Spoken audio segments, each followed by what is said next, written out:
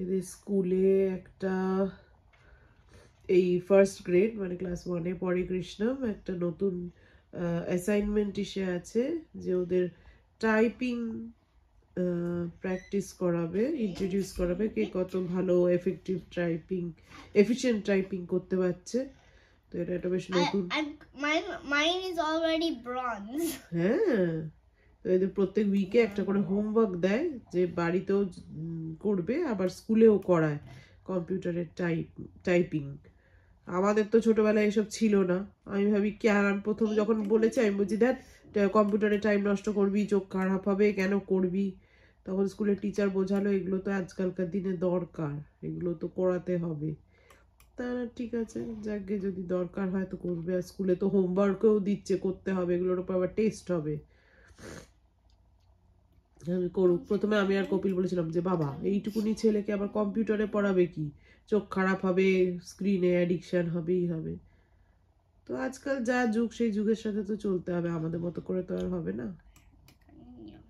এদের এগুলোই important.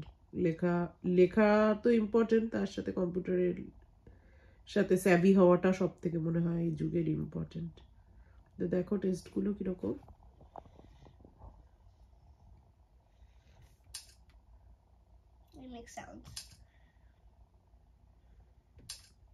Letter গুলো দেখছে যেটা সেটা টাইপ করতে হবে। আর লিখেছে যে গোল হচ্ছে যে ও এই ইয়ারের মধ্যে না দেখে কম্পিউটার স্ক্রিনের দিকে তাকিয়ে ও সব টাইপ করতে পারবে, মানে কিবোর্ডের দিকে তাকাবে না, সেরম এফিশিয়েন্ট ওকে হতে হবে। তাই দেখো একটাই 2-4টে লেটারই রিপিট হচ্ছে।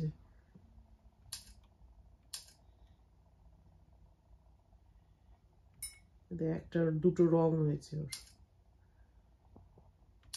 বেশ মজাদার বল।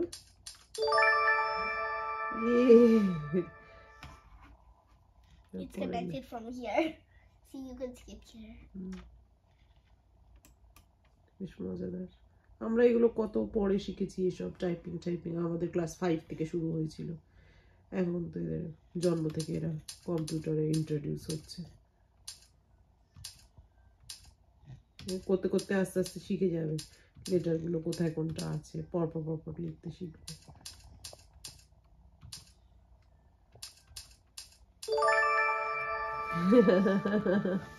It's the LPG.